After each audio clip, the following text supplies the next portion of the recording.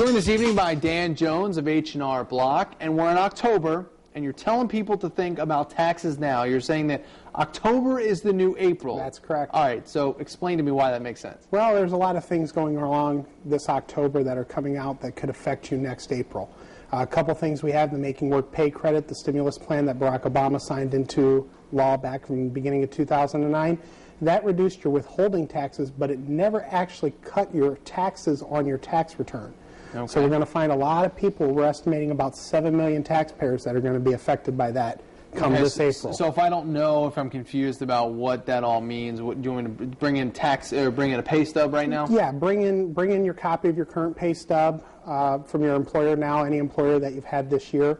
If you weren't an H&R Block client, bring in a copy of last year's tax return with you also, so we can see what kind of income you have. And we'll actually do a comparison for you in our offices for free of charge, just to let you know where you're standing at for next year. Make sure that you've got the right withholdings right now so that you're getting your refund next year. Okay, so I guess if the withholding is not right at this point, as we go through the rest of the year, when people go file in April, they might be surprised at what the withholding actually was. Right. Where we're targeting here, we're targeting single people with multiple incomes. We're targeting married couples with more than one income in the household, retirees who are either working and are having taxes withheld from a pension, okay, along with receiving the actual Social Security payment. And the other ones are those that are claimed by their parents. So a lot of college students and high school students are going to be impacted by this also, because you didn't have a choice with this economic stimulus plan, right, but it's a matter of whether you qualify for it or not. And it's better to find out if you qualify for it now so you're prepared for it in the future. Okay, so we could be talking about a high school kid who has a small job, but yes, something that, you know, obviously is being taxed. Yes, and they're going to be affected by this also. Okay, let me ask you about some of the other incentive programs, like, for example, the energy tax credit that people have. Do they need to do anything now when it comes to their taxes? Is there anything people should be looking at now, or is it strictly something in April? Not with the energy tax credits now. That property has to be purchased and put into service this year. Okay. So it's a calendar year thing.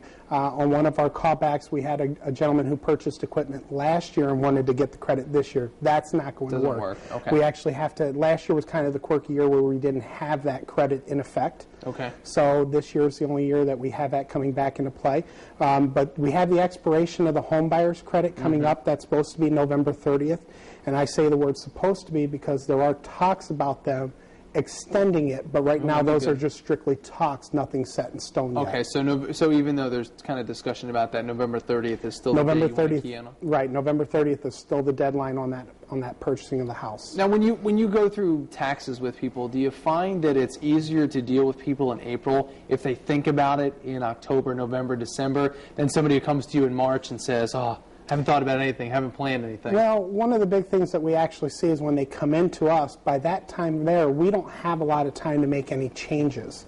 Right now, most of your employers are actually holding open enrollment for their benefit programs now. Okay. They're holding those in October and November. So those are your choices on whether my medical insurance comes out through, you know, my employer pre-tax. How's that going to affect my tax situation?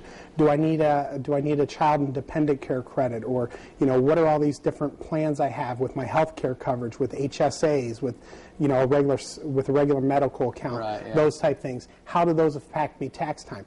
A lot of those people are making those decisions now, and when they come see me in January, February, March, and April, I can't make any changes to those because they're out of those time frames. Too late at that point. All right, so people can check you out at H&R Block. Dan Jones, thank you very much for that information tonight, and that is your Talk Back.